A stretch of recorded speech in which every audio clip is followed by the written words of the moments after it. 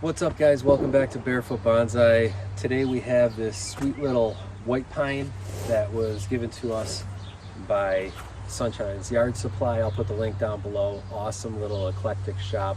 Lots of crazy stuff. We sell bonsai trees there. We also sell little terrariums, and we're going to start selling some other sort of like garden art and stuff. So this guy though, Sue over there gave this to me and said, do your magic, bring it back and we'll sell it. So it is a white pine. This thing you can see is relatively tall here. It has been chopped at the top, and we're gonna take the candles off all over so it stops legging out. We're gonna reduce it a little bit, and then we're gonna do something, I don't know, if it's got a decent root system, I wanna do like a root over rock with it, something really cool and different, or just do kind of like a slanted thing. It's still relatively flexible. I think once we get some of these branches off, it might be a little more flexible, and then we can do like a couple little artsy kind of things with it. But you know, we're kind of non-traditional bonsai here, so we let the tree speak and we'll see what it comes up with. So stay tuned, and it's going to be a surprise. First thing we want to do is get this out of the pot, and we'll do that just pushing down and rolling. And I got one glove on so I can hold the tree because this thing is pretty sappy. But I have a feeling it is very root bound. You can see some of the roots coming out the bottom already. We can almost just push that in. There we go. Wow. Not only root bound, but getting moldy. You can see in here all that mold. Can I just, there we go. Oh, is it not gonna focus? There we go. You can see in here all that mold getting in there. We even got some this is ants. That's the problem right there. We got ants, folks. Look at that. Loads of ants. So we're gonna mitigate a few issues here. One of them is ants. I hate ants in plants. So let's dig this out here. See what we're working with as far as roots go. After we dug out that anthill section, I wanted to make sure to clear this all off so that my other plants I put on this barrel don't get ants too. But we're gonna keep going down here below, and what we're trying to do is not break these roots. These are the roots for the white pine. We're gonna try to get some finer roots like they are up here. I'm happy to see that there's some up close to the trunk. A thinner root rake would probably work in this part, but you know me, I just use what I got. So we're gonna get in here with the flathead screwdriver, and we're just kind of flicking in between the roots so you can see where there's roots there, and you just kind of get in and flick, and just shaking them a little bit is gonna wake up that soil and get it loosened. And we can also use the wood dowel here to do a similar job. Screwdriver is good for a little bit of finer work, as a dowel is good to just kind of slash and crash and all that good stuff. And it looks like we're getting the ant colony gone. I'm not seeing any more crawlers here, so hopefully we got that whole ant colony out of here. I want to get up by the trunk here and see what kind of roots we got working. And it looks like it was kind of forced here, so you can see it's sort of flat on the sides. That's interesting. It was almost like there was something over here that was pushing everything out, but we do have a pretty fine root system here. If we can just get the rest of this dirt out, it's looking really nice. We can just shake it. But you can see in here, so we have one. This one might have to go. That thing it's coming back on itself. So maybe two, and then 3, 4, 5. So these are all kind of together. And this one doesn't have a ton of fibrous root on it, so we're probably going to lose him. We're definitely going to lose this top one. And this guy too we might lose, and keep this one, because this one has more of the fibrous root right in the middle. You can see that one in the middle here. So there's 2 on the outside. So I think what I'm going to do right away is just grab my cutters here. We're going to lose that one.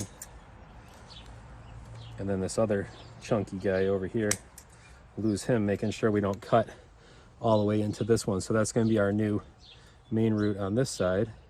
I'll just take off that top part. And then I think we're good with everything else. This one's coming straight down.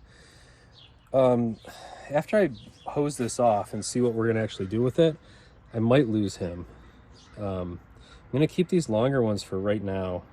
Not this one. That one's actually damaged. Probably stupid ants. But yeah, let's hose it down and see what we got to work with. So now we got our roots here. We're just gonna hit it with the hose. See if we can get some more of that dirt off. Looking nice. So when you flip it over here, you see there's a big stem. You can see it coming. The trunk comes all the way through. I think this might have been an air layering, and we might have to cut back into this. You see here where we can go all the way back to here and still have a ton of roots up top, but I'm gonna have to analyze what's below it. It looks like we might be okay to do that and cut it back, and then we'll have a nice big clump of aerial roots that go to the sides. That would be ideal for this little guy. So let's take it back to the bucket, see what we got. So after analyzing this a little more, I decided I am gonna cut it back. You can see here that it goes all the way up through here, and I'm just gonna go for it here. There. So when I pull this out, we'll see what we lost. So it wasn't that much. It was some of the root system, but not too bad. And now we have it all the way up to here, which means now we can form a more of an aerial root system like this, and hopefully get some surface roots to come up, because this thing was buried pretty low. The dirt was up to here, and that really developed more of more roots going up, which was really good.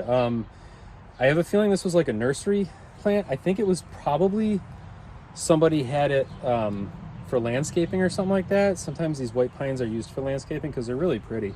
And then they just didn't use it, and they just dropped it off at the shop, and so we said, here, take it. So you can see, we'll get that guy out of here. When we spread it out, you can get a nice radial root system out of this thing. So next, I guess we'll figure out a planting for it, and then we'll see what we need to do to reduce a little of this foliage. So I think I figured out how we're gonna do the root over rock. I chose this pot, and I prepped it by drilling holes in the bottom. And then I added a brick to the base of it just for a little more stability, add a little more weight to the bottom, because this will be kind of top heavy, this planting. And then I just ran wire through the brick and through the bottom. So I should be able to tie it in nicely. And I chose this rock right here, which is actually one that I got from Sunshine's too.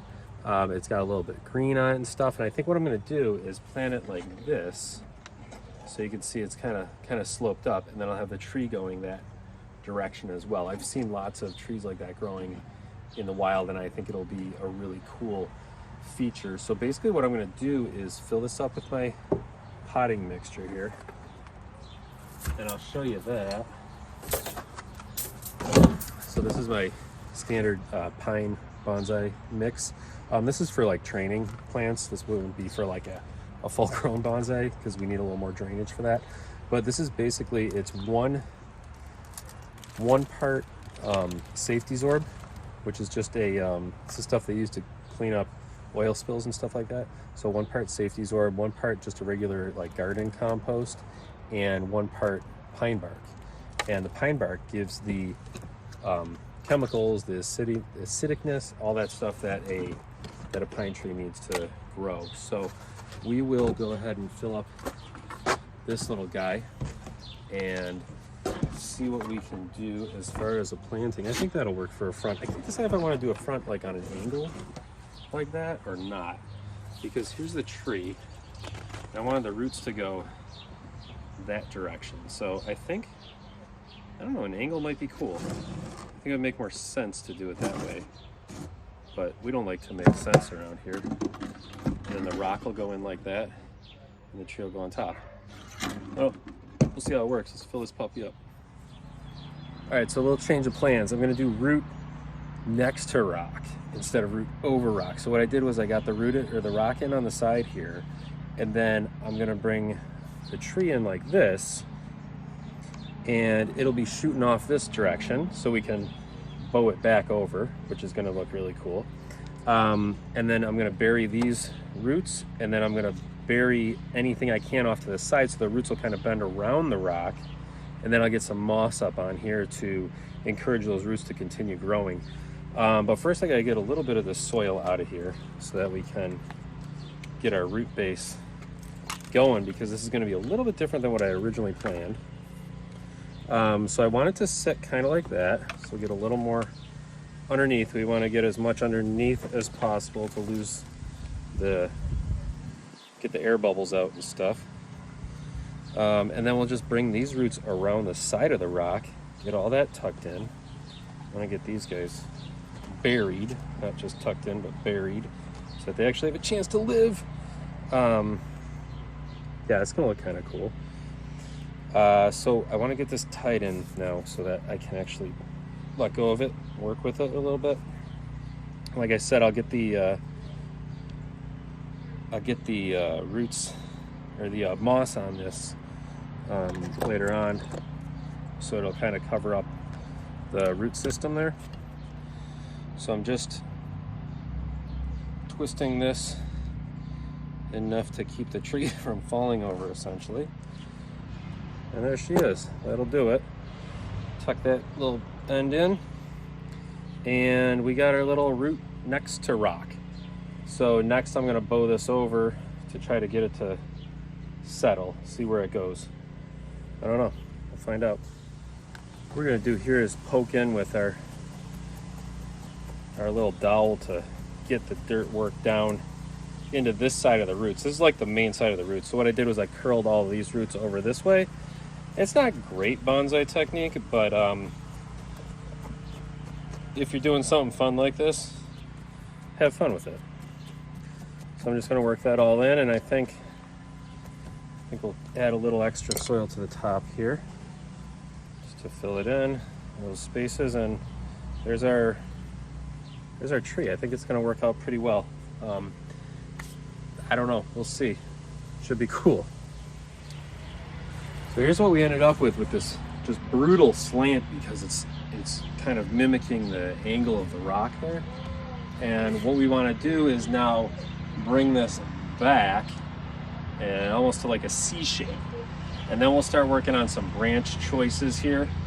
But for right now, I want to bring this back over here, and I want to use this part right here as a pivot point, because we might actually choose a leader off of this as opposed to keeping that entire top, because it is starting to swell there pretty bad. So I'm going to bend it like that, and that'll work. As long as you're not breaking that bark, you should have a pretty good handle on where we're going with this. We might even keep this guy right here as a leader. So you can see this one here, that might come off this direction, and that could be the entire tree. So we're going to tie this in now, and I'll show you what we're going to do with that. First thing we need to always do is prep the pot. So what I did was I saw where the tree was going to bow down to, and I dug out a little hole there with my pocket knife, and just run this thin wire through. So now we can tie the tree down to this corner.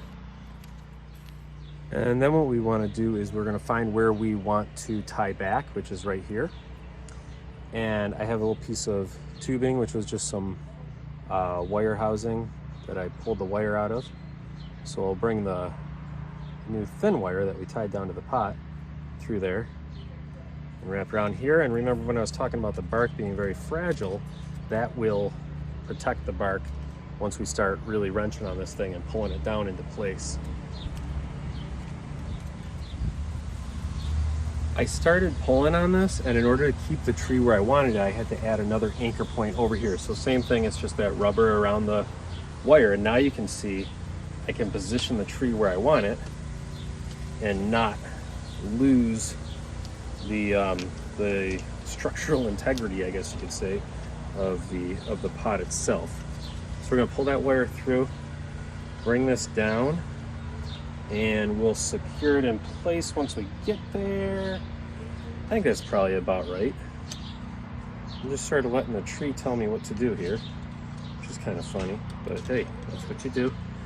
And then we'll just twist that wire there. I think that looks pretty cool. And then what I can do is actually I can pull this one back and pull this one forward, slide this up and down to change the bend of the tree, but kind of like that. That's cool. Now that we have our tree positioned where we want it, we can start hacking some branches, which is probably my favorite part. I think what I'm going to do is work from the bottom up, because we're going to need to refine this a little bit to figure out what we want to do with it. I did water it down a little bit off camera because I just don't want it to dry out, especially because those roots are so high up. The top surface could dry off a little bit. I want to make sure I get it watered in really nice. So I think this we'll lose this branch just because it's coming right out. Unless, does that? No, this one is going to be the one that will do this. We'll run it off the back like that. So this one we can lose, the one right in the front. Nice big branch cuts today. There's that too. I'm not cutting all the way back to that. This is a swell, and that's from the branches growing out of the same position and nobody restricting that. And that's an issue. So that causes these swellings. It could cause inverse taper, which means it's gonna be fatter up here than down here, which is the opposite of what we're looking to do. We'll lose this guy too. And if this one's gonna go this way, then we don't need this guy. There's him. And I don't know if we want this guy. We probably don't want anything here so that we can continue with that inverse taper we don't want. So we'll just keep one guy here, and maybe he'll cause this to swell enough where it looks like a branching out, but we'll wire that out that way. Actually, let's do that now so it's out of the way. So what I'll do is just take a chunk of wire there, wrap it underneath and over, and start wrapping around. Now I'm doing it a little loose. It's not super tight just because this bark is fragile, like I said. Around this one. And I want to be able to bend this thing easily, but not hurt the bark. So these 5-needle pines get really bushy like this, but they're difficult to reduce. So we're gonna do some cone plucking here in a minute. So I'm gonna get this back. Look at the camera, how that looks. It's kind of weird. Maybe like that.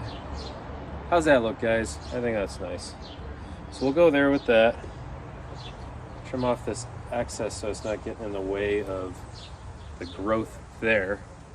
And then on this branch too, we have a few here that are gonna cause another rash of inverse taper. So we'll cut those off. We'll leave this one.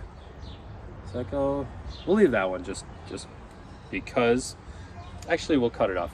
That could cause some back budding, which would be nice to get this branch kind of filled in, but I like that out there, and I think with this it's going to have enough vigor to still continue to grow. It's tricky. We're just going to start taking them off until I get something I'm looking for here. Can we go back with one like that and then have this one go forward? How does that look? That's actually kind of cool. I think we'll do that. We'll have this one come back, have this one come forward, and have this one come down. And we'll just make like a ball up here. And hopefully I'm making the right decision. I don't know. But we'll have this guy come, let's see, that one down, this one back, and this one up. Lose this branch completely. I kind of like it. I kind of like it. I think we're going for it. Oh boy, big cut, and it's gone. All right, so no going back now. So let's wire these up and see how it looks. This one we'll have going back. I'm 100% sure what the plan was here, Josh. This one down. I'll do this guy. So we'll go over the top here, around, and then this one will go up onto this guy. And hopefully this will get it pieced together nicely, because I'm not 100% sure on this one. It was a tricky one because there was so much growth that I didn't want. So we go this way with it. Then we'll come down for this one. And again, it's loose spirals. They're still touching, like everything's still touching the branch, but loose spirals, and you want to get in between the needles so you don't smush them down, because that just, it's not going to hurt anything, it just doesn't look nice. And bonsai is a huge part, full-on aesthetics more than anything. Tree health is important, but aesthetics is big time. Okay, so we'll do that, and then you've seen me do this kind of C shape at the end of trees before, but I think we'll do this one up a little more. Have this guy come this way, have it come forward kind of like that, and then we'll bring this one back.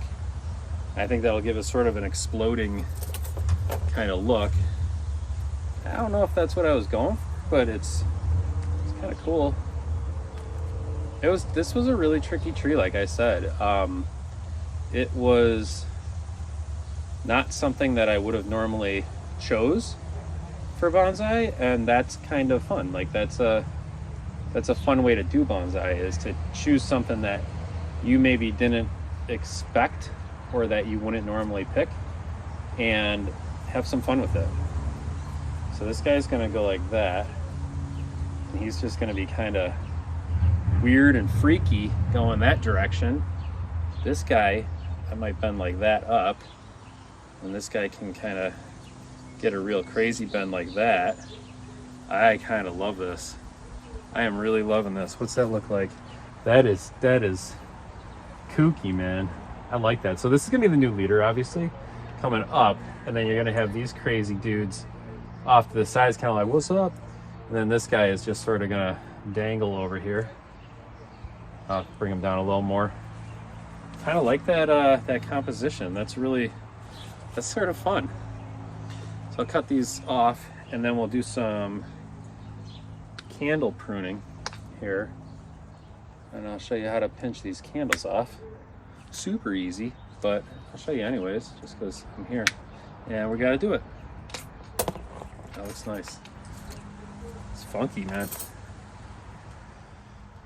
On the end of pine trees like this, you'll find these things, and they're called candles because they look like candles. And these will become new branches kind of like this, and they'll split off like that and get more needly. But what we want to do is have it bud back.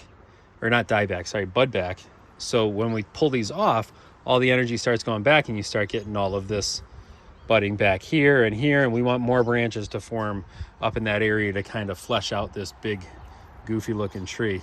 So you just grab down here at the base, and you just pop them, get that middle one, pop, and then you can also go and just take that whole tip off, and that'll more so encourage the grow back. So same thing here, like we can just clip the tip right off on that one. So we'll go through and finish up this whole thing with the candle pruning, and then I think we're going to be done, and we'll just water it in, and it should be a good tree. I almost forgot about the moss. I don't know which one of you was supposed to remind me, but whoever it was, you're in trouble. So you can see there's some of these roots that are still sticking up above the rock, and we want to be able to get those covered up. So I have this sphagnum moss that's just growing naturally in the backyard, which is really great to have, but you can get this from any like woods, sidewalk, under a tree, all over the place. You'll find this. This is growing under some black walnut trees in the backyard, and it's really great. Sphagnum moss is awesome because it holds a lot of moisture, so it it encourages the roots to grow wherever it is. So I'm gonna just rip a couple chunks off. I have this in, I just sprinkle it with some water just to get the roots in the moss kind of primed. But I wanna get out good chunks here to start, and you can just rip it off like that. I have a whole video, I'll put it up, of how to do moss on bonsai, but this one is more for root retention that we're doing this. So we'll put that there, get another nice little chunk, put it over here. Now you don't want to get it up on the trunk because it will cause the trunk to rot out on a lot of different kinds of trees. When it grows on a trunk, that's different, but when you put completely super dense and wet moss on the trunk of a tree, it kind of rots it out. All right, so that was pretty good there. I want to kind of get a little bit on this corner too under the wire just to sort of distract from that. Let's see, that's pretty nice. It's a little too uniform though. I don't like uniformity. Fill in along this rock too, because all the roots, if you remember, are coming up through here. So we want to fill in around stuff. I might put a couple other like smaller rocks in here just to dress it up a little bit. And you want to push the moss down so it has a nice connection with the soil.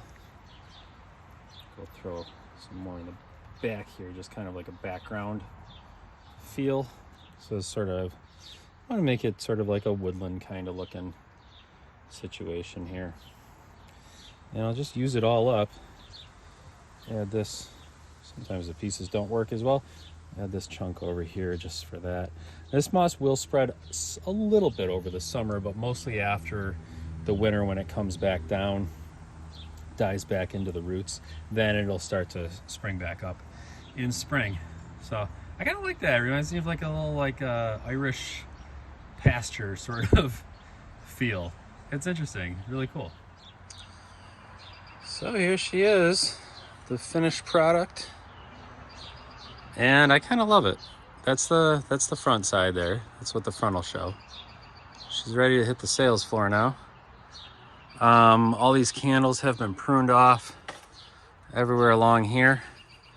Really nice. I love the action in the bark, or in the trunk there.